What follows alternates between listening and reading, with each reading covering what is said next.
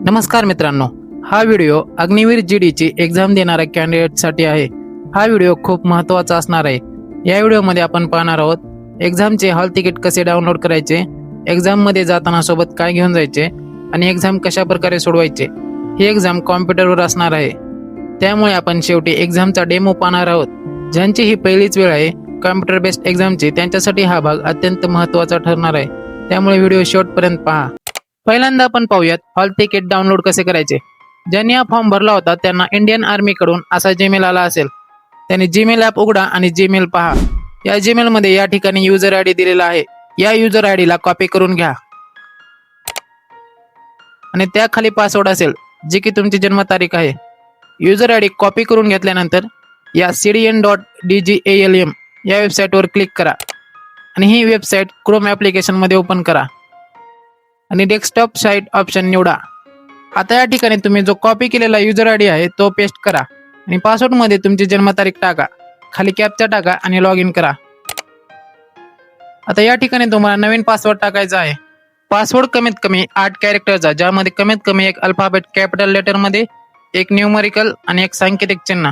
उदाहरणार्थ PUNE@123, पुणे@123. यामध्ये first letter capital P, बाकी स्मॉल लेटर, मग एक @ आणि 123 अशा प्रकारचा पासवर्ड टाका. या ठिकाणी नवीन पासवर्ड टाकून कन्फर्म करा आणि खाली कॅप्चा टाकून चेंज पासवर्ड करा. पासवर्ड चेंज झाला म्हणून दाखवेल, ओके करा. आता या ठिकाणी नवीन पासवर्ड टाका, कॅप्चा टाका आणि लॉग इन करा. आता user was already log in असं दाखवेल. आता पुन्हा या ठिकाणी रोल नंबर पेस्ट करा, खाली पासवर्ड टाका, कॅप्चा टाका आणि लॉग इन करा. या ठिकाणी 3 ऑप्शन येतील: ॲप्लिकंट डिटेल्स, हेल्प डेस्क आणि ॲडमिट कार्ड.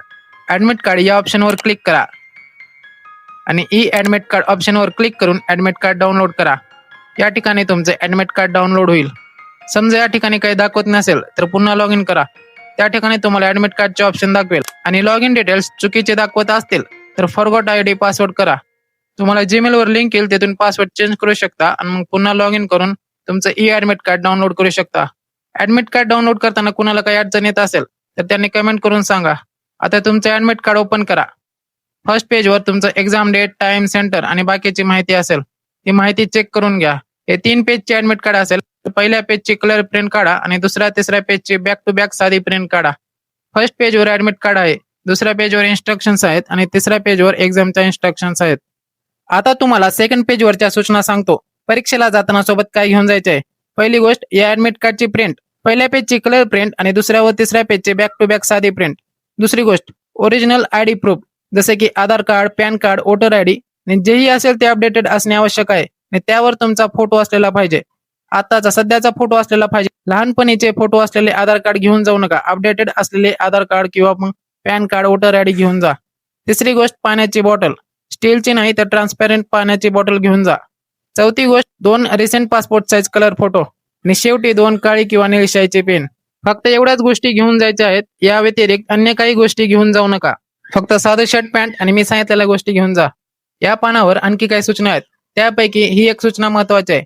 जर कोणाच्या ॲडमिट कार्ड मध्ये नाव, जन्मतारीख, कॅटेगरी, सब कॅटेगरी यामध्ये काही चुकले असेल तर तुम्ही या नंबरवर फोन करून हेल्प मागू शकता किंवा मग ॲप्लिकेशन पोर्टलवर हेल्प डेस्क नावाच्या ऑप्शनद्वारे अपील करू शकता.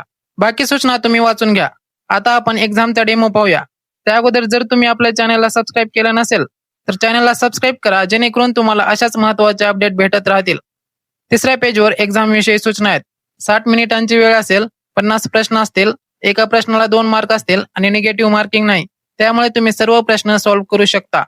आता या ज्या बाकीच्या सूचना आहेत, या सूचना मी तुम्हाला एक मॉक टेस्ट देऊन सांगतो. ही मॉक टेस्ट तुम्हीही देऊ शकता आणि एक्झाम देण्या अगोदर ही मॉक टेस्ट एकदा तरी दिली पाहिजे. ही मॉक टेस्ट सरावासाठी स्वतः इंडियन आर्मी आणि एक्झाम घेणाऱ्या कंपनीने बनवली आहे. या मॉक टेस्टवरून तुम्हाला एक्झामची आयडिया येईल. ही मॉक टेस्ट PC, लॅपटॉप आणि टॅबवर देता येईल. मोबाईलवरही देता येत होती, पण सध्या मोबाईलवर ही वेबसाईट चालत नाहीये. पण ज्यांच्याकडे PC, लॅपटॉप असेल, स्वतःकडे, मित्राकडे, कॉलेजमध्ये जिथे कुठे असेल त्या ठिकाणी तुम्ही ही मॉक टेस्ट द्या. ही मॉक टेस्ट देण्यासाठी गुगलवर CEE टेस्ट टाईप करा आणि या वेबसाईटवर क्लिक करा. या वेबसाईटची लिंक डिस्क्रिप्शन मध्ये बी देईन, तुम्ही तिथून सरळ या वेबसाईटवर जाऊ शकता. 100 पर्यंत लोड होण्याची वाट पहा. आता या ऑप्शनवर क्लिक करा आणि तुम्ही ज्या एक्झामसाठी फॉर्म भरला आहात ती एक्झाम सिलेक्ट करा. जसं की या ठिकाणी मी अग्निवीर जनरल ड्युटी सिलेक्ट केला आहे. साइन इनचा नवीन टॅब उघडेल. यामध्ये काही टाकायचं नाही, सरळ साइन इन वर क्लिक करा. या ठिकाणी सूचना आहेत, सूचना वाचून घ्या आणि नेक्स्ट करा. आता या ठिकाणी परीक्षेची भाषा सिलेक्ट करा, टिक करा आणि मग I am ready to begin वर क्लिक करा. प्रश्न सुरू होईल. अशीच स्क्रीन तुम्हाला परीक्षेत दिसेल. या ठिकाणी वरच्या बाजूला 60 मिनिटांचा टायमर असेल, ज्याची उलटी गिनती सुरू होईल. या ठिकाणी विषय आहेत. तुम्हाला ज्या विषयाचे प्रश्न आधी सोडवायचे आहेत त्या विषयावर क्लिक करा. जसं की आधी मॅथ सोडवायचं असेल तर मॅथ वर जा, जीके सोडवायचे असेल तर जीके वर जा. आता पहिला प्रश्न आहे. पहिला प्रश्न येत नसेल तर या उजव्या बाजूला प्रश्नांचे नंबर आहेत. या ठिकाणी 2 वर क्लिक करा. आता हे 2 लाल होईल. लाल झालं म्हणजे तुम्ही हा प्रश्न पाहिला पण सोडवला नाही. असं तुम्ही ज्या प्रश्नावर जायचे आहे त्या प्रश्नावर जाऊ शकता. आणि जर तुम्ही कोणताही पर्याय न निवडता सेव्ह अँड नेक्स्ट केलात तर ते पुढल्या प्रश्नावर जाईल आणि तो प्रश्न लालच राहील. लाल म्हणजे बघितला पण सोडवला नाहीत. आता हा तिसरा प्रश्न आहे. तुम्ही जेव्हा कोणतं ऑप्शन निवडून सेव्ह अँड नेक्स्ट कराल तेव्हा ते उत्तर गृहीत धरलं जाईल आणि त्या प्रश्नांचा नंबर हिरवा होईल. हिरवा म्हणजे बघितला आणि सोडवला. आता हा चौथा प्रश्न आहे.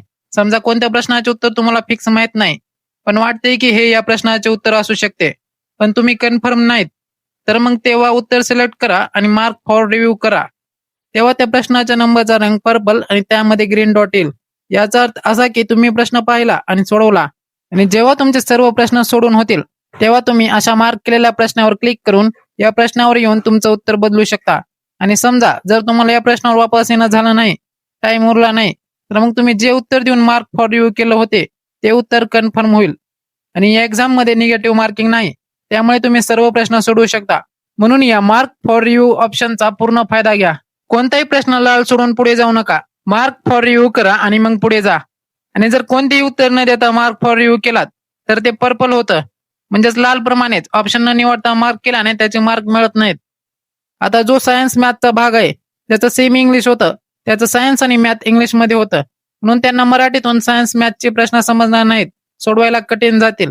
मग त्यांनी या ठिकाणी भाषेचा ऑप्शन आहे त्या ठिकाणी इंग्लिश सिलेक्ट करा आणि इंग्लिश मधून सायन्स आणि मॅथचे प्रश्न सोडवा. आणि वेळेवर लक्ष असू द्या. 60 मिनिटांचा वेळ आहे. 50 प्रश्न आहेत. जीके आणि सायन्सचे 15-15 मिळून 30 प्रश्न आहेत. 20-25 मिनिटात जीके आणि सायन्स उरकून घ्या. रिझनिंग 7 मिनिटात आणि उरलेला वेळ गणितासाठी 15 प्रश्नांसाठी 25 पेक्षा जास्त मिनिटे द्या. मग जेव्हा हा वेळ संपेल तेव्हा एक्झाम आपोआप सबमिट होईल. तुम्हाला सबमिट करण्याची गरज नाही. जेव्हा एक्झामला 2 मिनिटे शिल्लक असतील तेव्हा तुमचे जास्तीत जास्त प्रश्न ग्रीन झालेले असावेत. 5 एक प्रश्न mark for review purple green dot सोबत आणि एकही प्रश्नाचा नंबर लाल नसावा. जनरल नॉलेजचे प्रश्न जास्तीत जास्त लष्कर आणि आर्मी विषयी जे प्रश्न असतील ते येतील. सायन्स, मॅथ, रिझनिंग 10वी पर्यंत येईल.